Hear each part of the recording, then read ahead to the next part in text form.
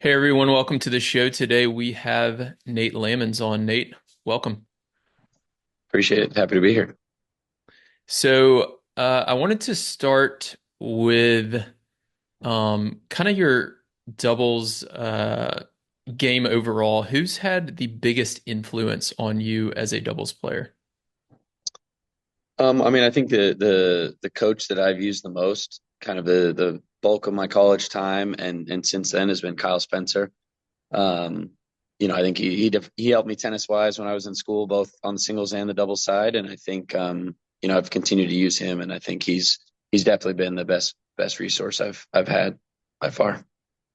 What are some of the, I guess, keys that make him such a good coach? And then what are some of the biggest lessons you've learned from him?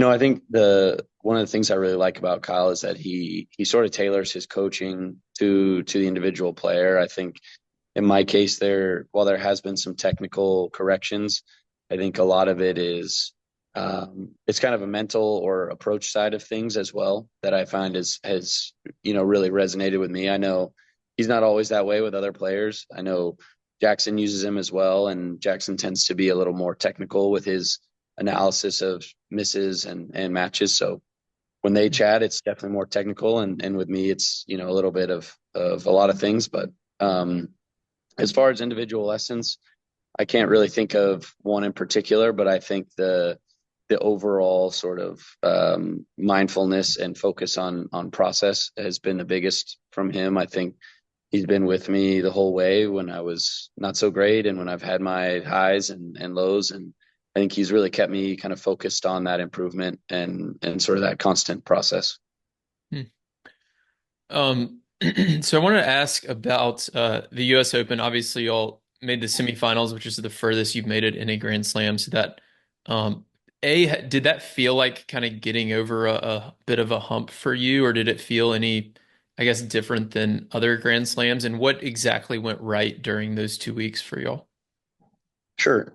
It definitely did feel like a little bit of a hump. One of the things that we sort of had a year-end chat this past weekend, actually, and this is one of the things we talked about.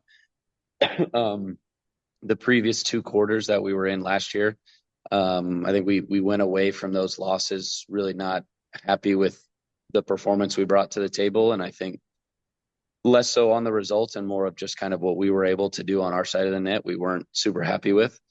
And so when we got back to the quarters this year, and to be honest, it was kind of our mindset the whole US Open was I think we had a good summer. So we had strung together a couple wins over the summer. And so we went into US Open, and while we did have some points potentially coming off, I think we went into it basically not even thinking about that pressure because we had been able to string together some good results over the summer.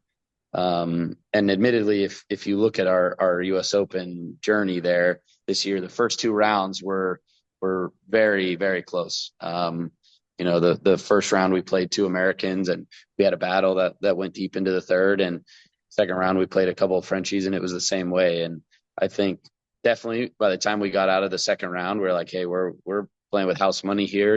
We maybe didn't play our best or our cleanest, but here we are, we're still here, and it's US Open, it's our home slam. At that point we were playing Joe and Raj, who hadn't really lost there in New York for a while. Yeah. So we were able to go into that match with no pressure. Um, Luckily played well. It was kind of tough condition that day with some sun, and I'm pretty pumped to get to have played two matches there on Louis. Pretty sweet stadium, and I think we were kind of just Mhm. soaking in the moment. I think it allowed us to bring out some great tennis. What did you learn from the previous quarterfinal losses? Is there anything specific that you can share that y'all kind of took away from those? I mean, I think that what I took away from it was really just it was a comfort level gap that I don't think I had before, and I think it's amazing. I mean, how small the margins are in doubles, and I think the slightest bit of kind of mental shortcoming really can be a huge difference maker. And I think in the previous two quarters that we had played, while our opponents did play well in both of them, I think, we allowed a little bit of the moment and wanting to advance, wanting to get these bigger point totals, all those things really, we let that affect us, whether we acknowledged them or not at the time. And I Mm. think it definitely took us sort of vocalizing that and saying, hey, okay, this is why these two didn't go our way, or a big reason why, not the entire reason, but I think for us this year in the quarter, we were much more level headed, and I think that really showed. We were level headed to start, and our opponents gave us a little bit of a lead early and allowed us to settle in even more. Um, and I think, yeah, it was really just a mindset thing, because I don't know that to me, I think the strokes and all that, yeah, there's been some minor adjustments, but I think just sort of the calm was the biggest difference maker. Hmm. It's interesting to hear because I've talked with, um, when you were saying that, what came to mind for me is a couple years ago. I don't know if it was in New York or somewhere else. It was at one of the majors. I was talking with a singles coach who played, I think he was playing Djokovic in like the third round or something, and the guy lost to Djokovic like in 4 sets. And I was talking with the coach, and he said, we kind of agreed on like you've got to lose that match to ultimately beat him later on. Like you've got to get Yeah, through that experience to win later on. There's no like it's very rare do you like get to that stage and then you win the first time out, right? You've got to learn how to deal absolutely, with all that stuff. So that makes a absolutely. ton of sense. Yeah, I think too, especially on the single side, dealing with the bigger court is a huge adjustment. Also, from like an actual how am I hitting the ball, playing the point standpoint. Hmm. Does that affect you a lot in doubles as well? Not as much, not as much. I think, yeah, there's some points that you can extend. You can get into these points where you're kind of throwing up a lot of lobs and it's hard to Hmm. finish it.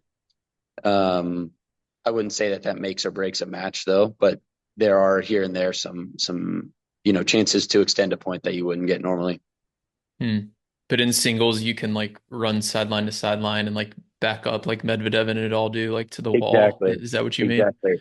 Yeah, and you don't really get a chance to practice it because all your practice courts aren't that big. So you don't really get a chance to see that type of point consistently until you get to play on those center courts. Oh, interesting. Okay. I'd never thought about that.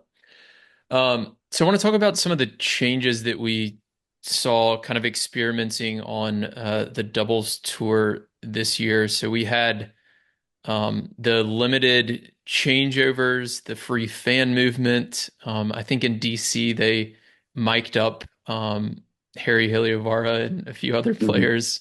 Um, Yep. what do you think of all these, and which ones would you like to see stay? Um, what's your kind of take on all of it? I think the free fan movement is a great one.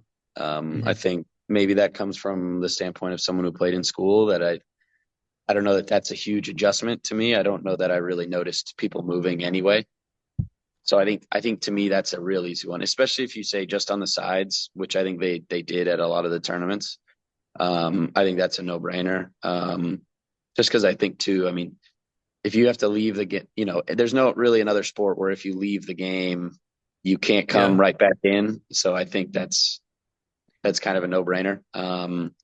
The changeover time, I don't mind the idea of changing the time. I think they need to play around with just how much time you get a little bit more. I know in DC there were some complaints because it was really hot there, Mm. and especially early on, we by the time we got to the chair, sat down, and took a sip, we were already getting time called on us, which um, I don't know. It feels like you're sort of accelerating the match so much to the point where there's less strategy and more just okay, go right as fast as you can to the next point. Mm. Um, but I can also appreciate that a lot of doubles points are super short. So, from a efficient time use standpoint, I get it. We want to give the fans as much actual tennis as possible, and that is a good way to do it. The mic's a tricky one for me because at least what they trialed in DC was fairly bulky. Mm. Um, the mic itself was fine because I practiced in it one day. The mic itself was fine, but the sort of The receiver, receiver, yeah. yeah, the receiver was pretty bulky, and what we used to sort of strap it onto us was was not super comfortable. So if we can find a mic situation that's a little less, cumbersome, then I think I'm on board with that. Um, I don't know that I'll personally provide a whole lot of content with what I'm saying on court, but that's fine. I mean, that's up to the viewer, I guess, to appreciate or not. Yeah. Yeah, I know I'm sure some players will be obviously more entertaining. I know some of Harry's videos kind of went viral on Yeah, social yeah, media. exactly. Harry's Um, a funny guy. It's hard to tell yeah, just watching him, but you get some of that for sure with the mic. no, his a lot of his reactions are hilarious. But yeah, I mean, it seems like, just little stuff like that could be potentially good for doubles. And I'm certainly with you on the free fan movement. I mean, there's no other sport where you have to wait around, and I would imagine it like limits the growth of the sport a little bit as well. If somebody's new to professional tennis and they go to a tournament for the first time and they have to sit and wait for a changeover outside, it's like, what are we Yeah, doing here? Like, I paid for this ticket, why can't I go in? yeah, yeah, So exactly, it's kind of exactly. strange. So y'all got back from the ATP finals recently. Y'all were alternates for the second year in a row. Talk about that experience, what that's like. And then also, what do you feel like you need to work on this off season or going into next year to get over that next hump and make that final eight? Yeah, sure. I think the first one is it's motivating. It was motivating last year, and I would say it's definitely frustrating both years, sort of sitting there watching. Obviously, being in that position means we had a great year, so we're sort of choosing to focus on that instead. And ultimately, I feel like the tour finals is it's kind of it's a reward, I guess, for having a great year, less so like the goal itself, if that makes sense. Hmm. I think especially because it's an additional point that you can add to your ranking breakdown. I think it really plays out more like, yes, okay, if you have a great year, you get rewarded with this additional opportunity for points and money. But I think for us, like we really want to, we'd love to win a slam, and I think that would be kind of that to us, that's the ultimate goal. And I think obviously if we win a slam, we're probably going to be in Turin, so it'll be a Yeah. nice bonus at the end. As far as things to work on, um, I think a lot of it for us is just being a little bit more well-rounded. I think we have shown progress already, but I think for us we sort of continuing that work. I mean, we're a big serving team. We can be streaky returning, kind of a slashing team, and we're just kind of continue to work on just being a little more solid away from the serve and return, basically make our opponents work a little bit more. We're pretty dangerous, pretty athletic, and I think that allows us to win from defense sometimes. But I think it's kind of in that neutral place when the points started, and I think both of us can be a little bit better. And I think that's really the difference that I see between us and the top teams is they're able to do it a little more consistently than we are. Hmm. You talked about how y'all are more of a serving team. Returning is something maybe you've focused on a lot the last few years. It seemed to me watching y'all at the US Open, um, it seemed like you are returning better than you were, say, a year ago. Is there do you agree with that? And then B, is there some way you're like tracking that? Do you like use analytics, or is this like a feel thing for you? Like, I feel like I'm returning better than I was 6 months ago. Like, how do you monitor that progress? So I guess the short answer is I don't have analytics for it. I would agree though that it Okay. does feel like we're both returning better. Some of it I guess is I guess I haven't looked into it enough on the analytics side. Um, I did talk recently I guess it was last week to Phil Farmer. Hmm. And I know his player Austin has sort of looked into that and is finding that data. Um, I'm not sure exactly where he didn't share that information, but I think there is definitely something to be learned from that. I know. I think I'd really like to see some of that type of information. I don't know how easily it would be to get say return stats or serve stats, but I think there are glaring holes that you see when numbers like that come out, and I think that is something that singles players have access to right now already through the tour. And I think Hmm. the software is on its way to working for doubles as well. But um, I don't know that it's as available to us, but it's definitely something we'd be interested in learning about. Yeah. What so back to the serve. Y'all have been one of the best serve teams on tour for several years in a row now. What are some of your favorite serve drills?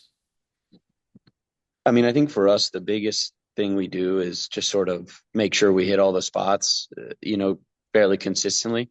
I don't know that we do, to be honest, we don't do a ton of like serve and play points with each other. Yeah. Just I think partly because if we're serving full all the time, it's pretty tough to return, and so it's not necessarily the most constructive practice, at least that type of thing. Um, I would say occasionally we put out actual targets to aim at, but that's the exception. I think for us, it's both of us are very confident in our serve and just going out and kind of every day, definitely every week before kind of tournaments get kicked up is hit first and second to both spots, kind of both body spots. Really confirm that we have them on the day and on the week, and we both call things very aggressively in matches, and I think we've had the ability of success, I guess, in some crunch moments, serving well and serving to smaller targets, and I think that type of success kind of builds over time.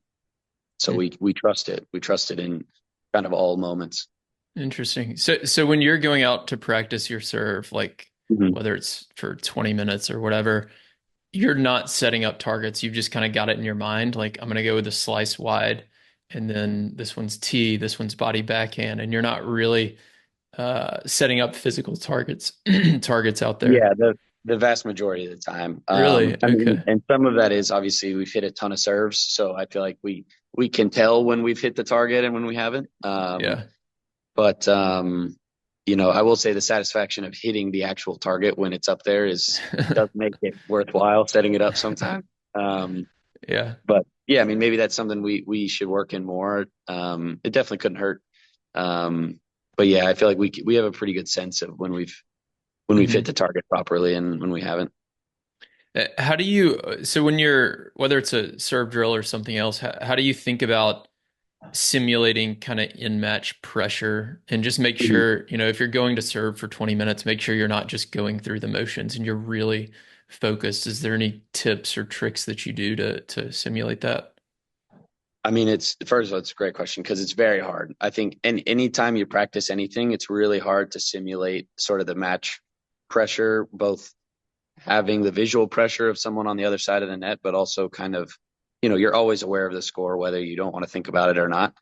And I think for us, both of us are pretty naturally hard on ourselves, if that makes sense. Hmm. So I think um, that's that's really it. I mean, and also too, I think limited reps or limited reps isn't the right way to say it, but you said 20 minutes, but let's say we're going to go out and serve.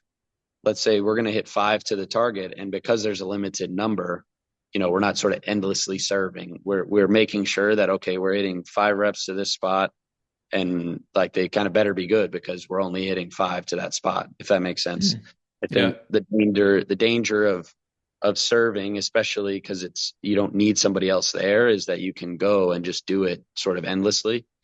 And I think that leads to kind of wasted reps because they're not fully focused. Um, Hmm. I think for us, that's the biggest thing. But it's funny you mentioned that because even when we play practice sets, it's not really the same as match pressure, right? I mean, because you're kind of just playing, you're practicing, sure, but it's kind of fun. So I Yeah. think in those moments, sometimes we put little things on the line, like we'll put some push-ups or we'll put a coffee or dinner on the line, nothing crazy. Um, but it is a challenge. That's something that we struggle with too, just kind of trying our best to simulate match pressure. It's a pretty challenging thing to do. Hmm. Yeah, I think putting little stakes in there like that, like a dinner or a drink or whatever Yeah, absolutely.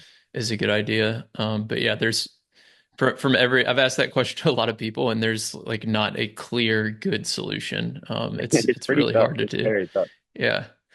Um, one thing you mentioned is hitting five serves to a spot. So when you're doing that, let's say like we're going out. Do you go out and say, okay, I'm gonna do the wide serve, then I'm gonna do the T serve, then the two body serves, and I'm gonna do five each, or do you mix it up? And then when you say five to a spot, does it mean you have to land five good ones to the spot or just five attempts? I think it depends what I'm working on. If Okay. I'm just going out there saying, okay, I want to kind of groove each one, make sure it's there, just sort of confirm that I have it. Then yeah, I would probably go kind of five. And in my case, I start with second, so I usually I would hit the kick serve, whichever side that is. So wide in the ad, T in the deuce.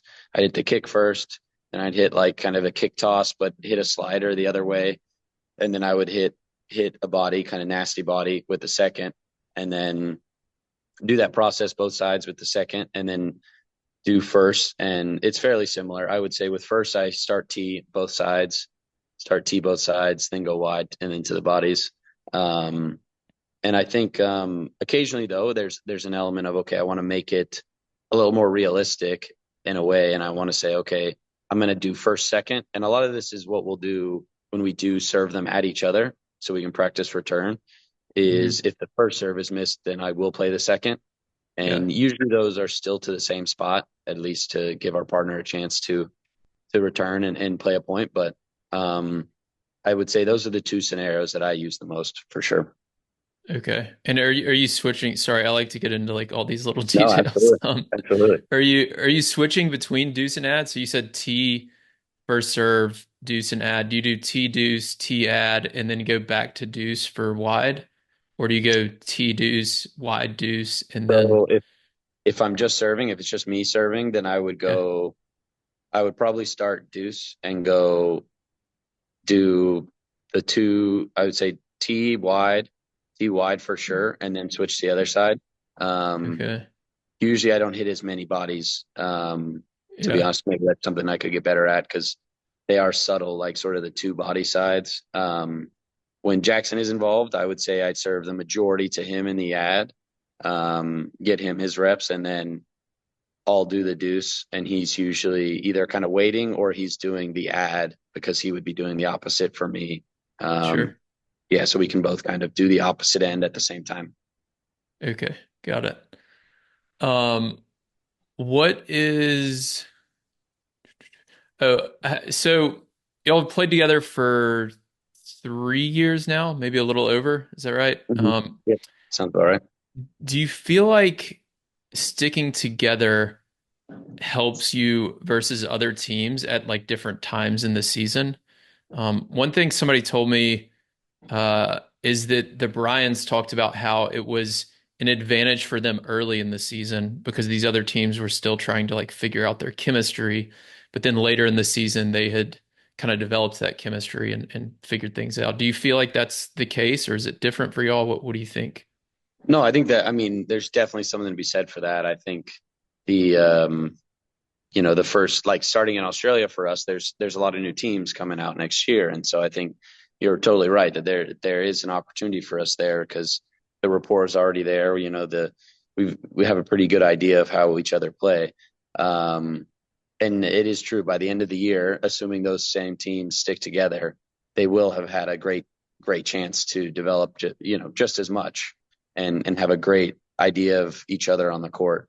Unfortunately, there's an added element of okay, it's the start of the season, might not be as grooved. Um, I think there's an element of that. I know historically haven't been a great starter of the season, and I tend to play my best tennis towards the back end. Um, some of that could be, yeah, it's just being match fit and having played a ton of matches together. Some of it is a surface thing, come like March, April, things start to move to clay, and that's an area that Jackson and I are still working on. Um, but I would say that as far as like team chemistry, it's absolutely the case that start of the year is the chance for the established teams to do something that the other teams are still kind of searching for. Hmm. So I want to move into the off season. What can you talk us through kind of what the off season looks like for you, maybe from week to week? I mean, the new season starts in like 4 or 5 weeks, so it's Yeah. not a very long off season. But what does that look like? I've heard other players talk about in the past, like they take a week or two off, then they work on fitness, then they start hitting more balls, then they start matches. How does that look like for you?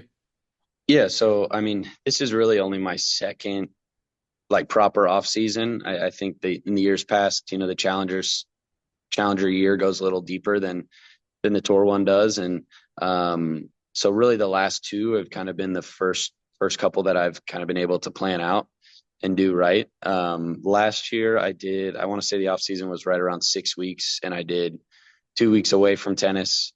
Um, Still, I guess working out at is sort of at my leisure, but not, I wouldn't say anything tennis specific really.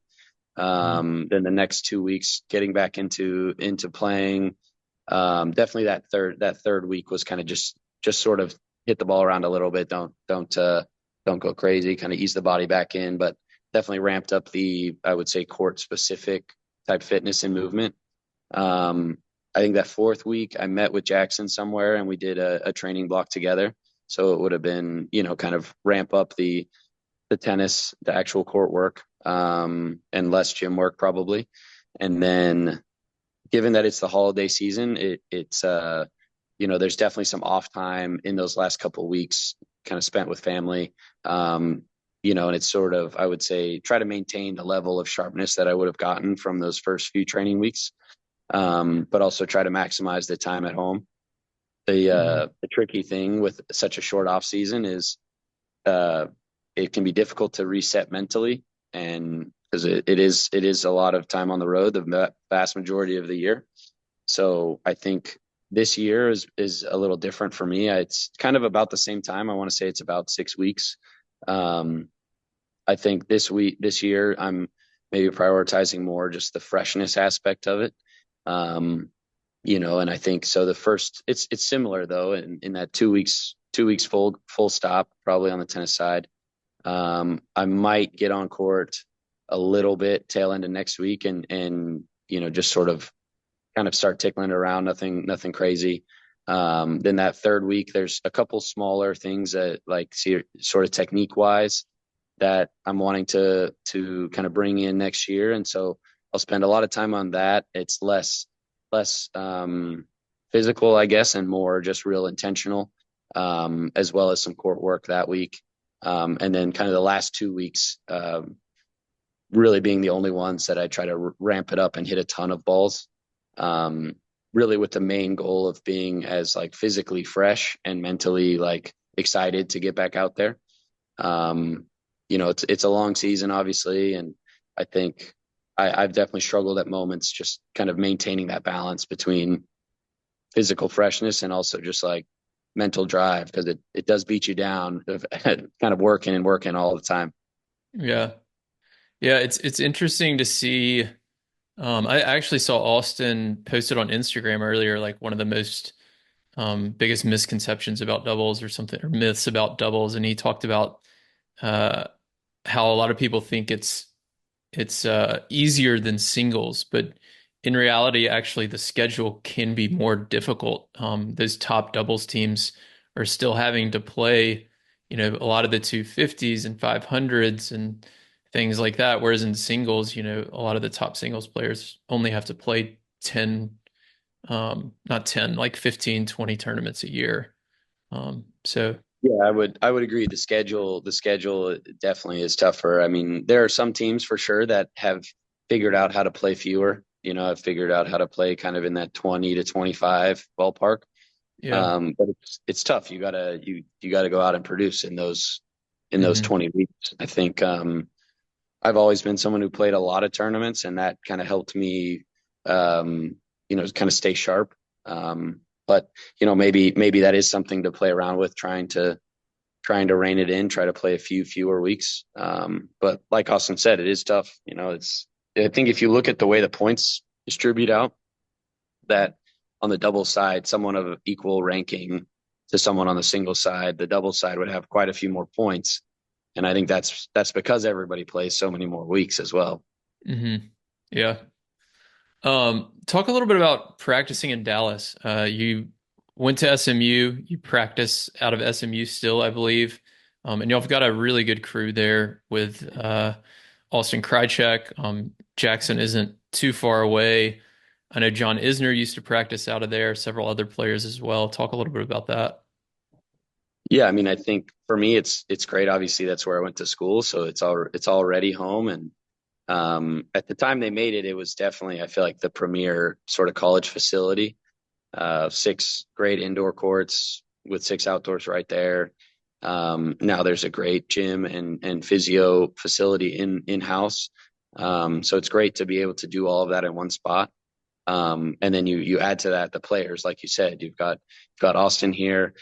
You're right, John was around. I don't see him picking up a tennis racket too often anymore. But there's also Hans Hach is around. He and Austin Yeah. actually share a coach, so he's here, and luckily you get to use the SMU guys quite a bit. They're usually pretty happy to have us, and so I think it's a good opportunity for everyone involved. And like you said, yeah, Jackson's nearby. There's a few other guys in Texas kind of roaming around. Here in Dallas, Josh Sheehy's another guy. A couple SMU grads are out there, so when they pop back, get to use them too. So I mean, there's someone. Oh, Mitch Kruger as well. Oh yeah, that's right. He doesn't like to practice doubles probably all that much. So we're maybe not the best practice for him, but we get out there with him here and there, and I think while it's great for practice, it's also great kind of for kind of a semi-team atmosphere, if that makes sense. There's a crew of Dallas guys, and we all like to see each other do well. So all that kind of plays in. It's a great place to base for sure. Yeah, yeah, that's super cool. So let's get to the listener questions and then we'll hop off here. Right. So these are from Instagram. Pushkar asked, would you rather play a 500 in the middle of nowhere or a 250 with a good crowd? Hmm.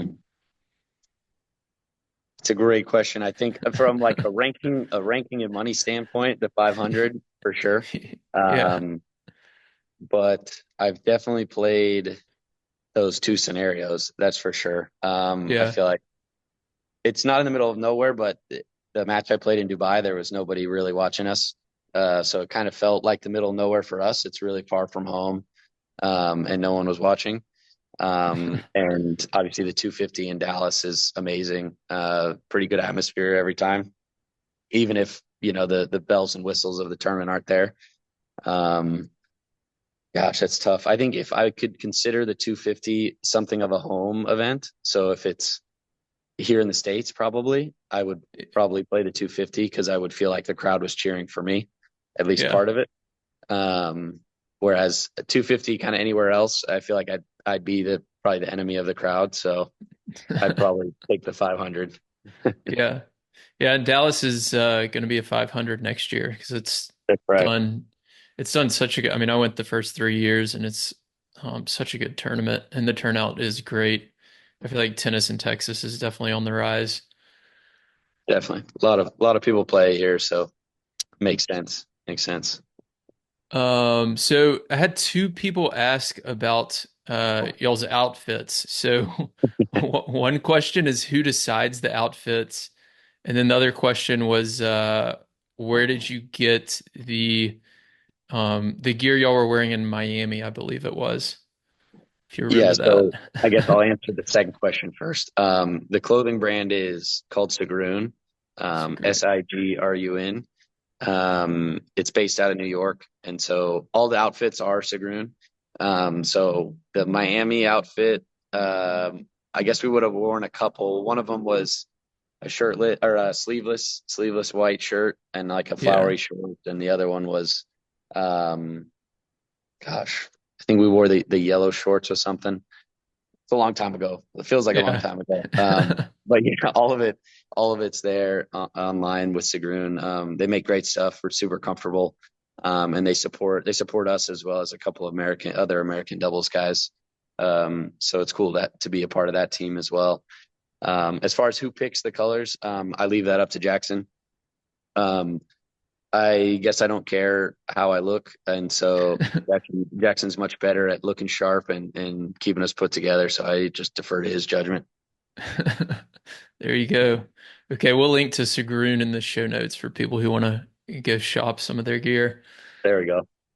Um, so the last question, we talked about the serve a lot. What is the best advice for the first volley after the serve? So the serve plus one volley. That's a great question. I think the when I am hitting first volleys or working on them, the scenarios I like to think about are really the scenarios where my opponent's going to be. So I feel like the casual player is probably going to play kind of a one up, one back scenario pretty much exclusively, Mhm. um, with maybe not a ton of crossing, I would imagine. So I think for me, I really just kind of focus on the target that I want to hit my volley at, and I'm kind of okay if the guy makes a good move or the girl makes a good move and gets to it. Um, so I think for me that's the biggest is kind of focus on making a great hit and covering your place. Getting to the spot, and if someone hits a great return or they make a good move, anything like that, then you kind of live with that. It's not always easy to control that. I think for me, at least personally, if I kind of wait and see what my opponents are doing and then look, it's kind of the similar thing on the return. But if I'm waiting, looking at my opponents trying to hit it around them, I usually don't hit the ball very well. So I I usually just focus on hitting a good shot, and if they're there, they're there. Do you have a target picked out before the serve even lands For for the the first volley, serve plus one volley? a lot of times, and usually that's usually dependent on where I've called myself going. So Jackson and I play a lot of I formation, especially this year we did. And I find that out of I, it's very tough for the returner's partner, even if they're up at the net, to cover if you hit a decent line volley, if that makes sense. Like you're serving. So like in this picture, whoever's serving here to Jackson, if they're coming in and covering line and they just hit a volley back towards Jackson, you can tell how far away I am. It would almost be impossible for me to reach that. Mhm. Yeah. Maybe that's an error in my positioning, to be honest, looking at that. But I Wait, so think you're saying the server hits it here, it's back towards Jackson? back towards Jackson. Yeah. Okay. Or I'm sorry, the So server's partner goes back towards Jackson. Okay. no, the server. You Oh, were asking about the server's partner? yeah, Sorry, I yeah. misunderstood. Okay. So for the first volley, your target, does it depend on like what volley you get, or do you have like one target picked out for your serve plus one volley? I think it's usually I have a target picked out. Okay. I think yeah, usually I'm thinking about where the finish is. So if it's a T serve, the finish would be away, and then if it's a wide serve, the finish is probably middle. Obviously, some of that depends, and actually, this is an area I'm playing around with is standing a little closer. And I think depending where you stand as a server's partner, that really dictates what your opportunities are as the volleyer. Hmm. For anyone who watched a lot of Turin, a lot of these teams are standing super, super close to the net. And from that position, you're able to finish basically in both directions with either volley. And so your possibilities are open. I think the traditional kind of maybe more old school server's partner is a little bit further back. And so if you're that far back, it becomes much harder to cut off these angles or create these angles. And that Hmm. kind of linear volley, it becomes um, more the play. So I mean, for me, I'm kind of in between, to be honest. I'm trying to kind of find the right grain there in my case. Yeah. Yeah, and a lot of it probably depends on the opponents too, right? Are they playing two back versus one Yeah, up, one absolutely. back, and what style are you playing somebody who's super fast? It Mhm. just kind of depends on the opponents for sure. Awesome, Nate. Well, Yeah, the other thing too this is if anyone has a yeah. glaring, sorry, the other thing too, sorry, broke up there for a second. No, no, you're good. The other thing too is if a player does have a glaring sort of soft spot, then you maybe are pegging on that from the get Mhm. go to if because some guys while they're great they maybe have a weaker ground stroke. So you were thinking if I can't finish it, I'm going to hit it there. So that is something at times you're thinking about. Yeah. Yeah, that's really good advice. Yeah, usually at the club level, there's always one of those, right? Yeah, So exactly. for most Exactly. people listening, yeah, there's either a forehand in the deuce court, you can target a backhand in the deuce court, a forehand in the ad court, or a backhand in the ad court. One of those four you hit the volley there, you're gonna win a lot of those points. Yeah. Really good advice. Awesome, Nate. Well, thanks a ton for coming on. I'm sure we will Mhm. do it again at some point in 2025. Any uh, final advice for the audience or anything you want to leave everyone with? No, I guess just watch more doubles if you enjoyed anything I was talking about. Awesome. All right. Thanks again, Nate. For Sure. everyone listening, I'll leave everything in the show notes and I will talk to you all soon.